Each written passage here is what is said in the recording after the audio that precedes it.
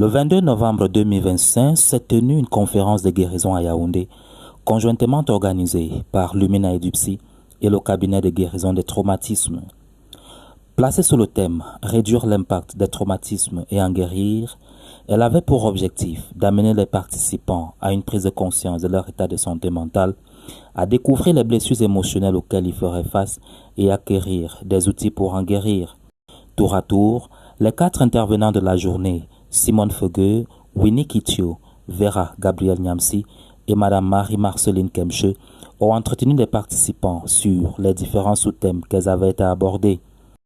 Après l'accueil et l'installation des participants et quelques moments ludiques, question de détendre l'atmosphère, Sévérin Teba, coach certifié en guérison de traumatisme et promoteur de Lumina Edupsi, et Babette Ngobabé, facilitatrice certifiée dans la guérison de traumatisme et promotrice du cabinet de guérison de traumatisme, ont présenté aux participants la vision des organismes d'accueil de ce jour-là. Les formations, les thématiques, c'est aider les personnes à guérir de leurs blessures et les accompagner à découvrir leur mission de vie. Parce qu'on s'est rendu compte que les personnes qui découvrent avoir une mission de vie, parfois s'il y a des blessures derrière. Quand vous êtes blessé, c'est difficile de trouver votre mission de vie. Vous serez limité, les gens ne sont pas limités. Ce n'est pas le jugement, c'est ça. Après, c'est ceux qui viennent, ils ne connaissent même pas qui elles sont. Donc, nous faisons la même chose. L'éducation des enfants. Parce qu'on s'est rendu compte que même étant à l'église, les parents n'éduquent les enfants selon la vision de Dieu. On éduque parce que c'est notre enfant. Mais on veut apprendre aux parents à éduquer les enfants parce qu'ils sont les enfants de Dieu. Gestion des émotions ou intelligence émotionnelle.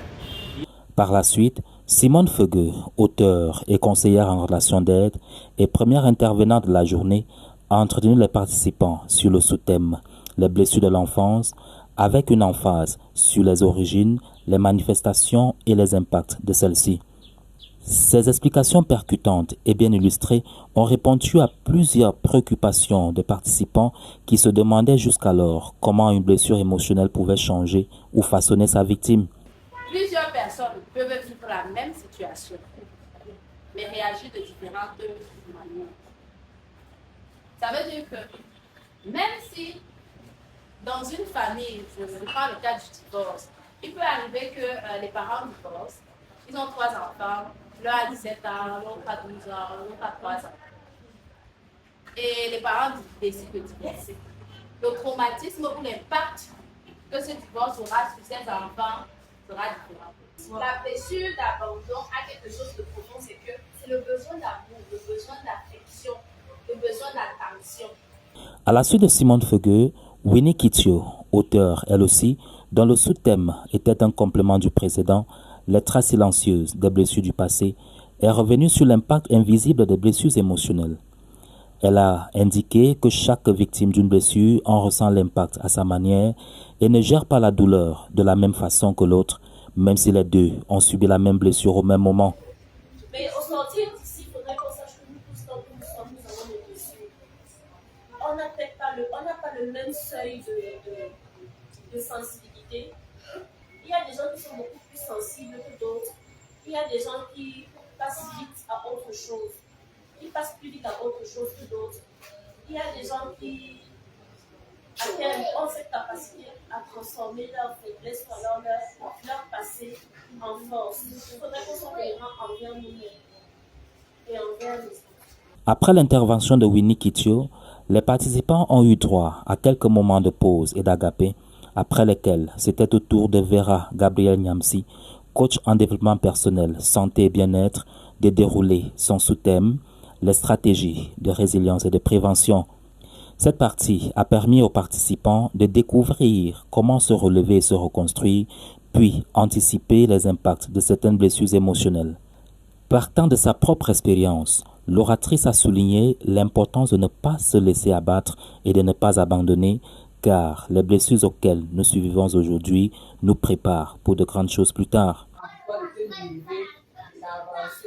On ne sait même pas le bébé, quand l'enfant grandit, il fait des marches, il tombe et se relève. Si les enfants qu'on accouche là, ou bien nous-mêmes on est aussi enfants, si au premier fois qu'on tombe, on dit qu'on ne marche plus. Vous allez faire comment? Donc, quand je suis tombée, je pleurais. Donc, la chute ne doit pas te faire rester là où tu es tombé. Non. Tu dois comprendre qu'est-ce qui est caché derrière cette situation et pouvoir avancer. Tu n'es pas devenu parce que tu t'es arrivé, mais parce que tu choisis de devenir. Continue d'évoluer, de te protéger et d'honorer ton chemin. Un atelier de quelques minutes a été donné pour permettre aux participants de parler librement de leurs blessures et s'en libérer. À la suite de cet atelier, l'homme de Dieu, le prophète Jean-Philippe Dachoua, a conduit quelques moments de prière et de restauration remplis de beaucoup d'émotions. Et pour clore la journée en beauté, Madame Marie Kemche, facilitatrice en guérison des traumatismes et relations d'aide et par ailleurs coach en leadership transformationnel et développement personnel, a abordé son sous-thème, le pardon, arme puissante pour guérir d'une blessure émotionnelle. Dans son exposé, Maman Marie a insisté sur l'importance du pardon dans le processus de la guérison émotionnelle, soulignant que c'est la victime qui pardonne qui se libère pour mieux guérir et qu'on ne pardonne pas forcément parce que le bourreau le mérite tellement. Parce que le temps ne permet pas d'oublier. Il creuse chaque jour comment? Un sillon comment? Dans notre cœur.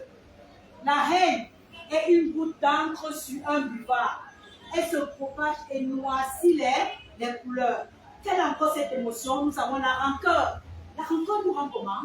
Malade à nous. Mentalement et comment? Et physiquement, à mesure que le temps passe. Qui est malade alors? C'est quoi, n'est-ce pas?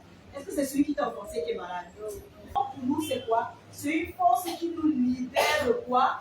De l'amertume, des ressentiments, qui nous libère des remords, qui nous met de l'auto-sabotage parce qu'on va nous saboter. Jésus a payé tout le prix à la croix. Quand tu déposes ça là-bas, tu dors en paix.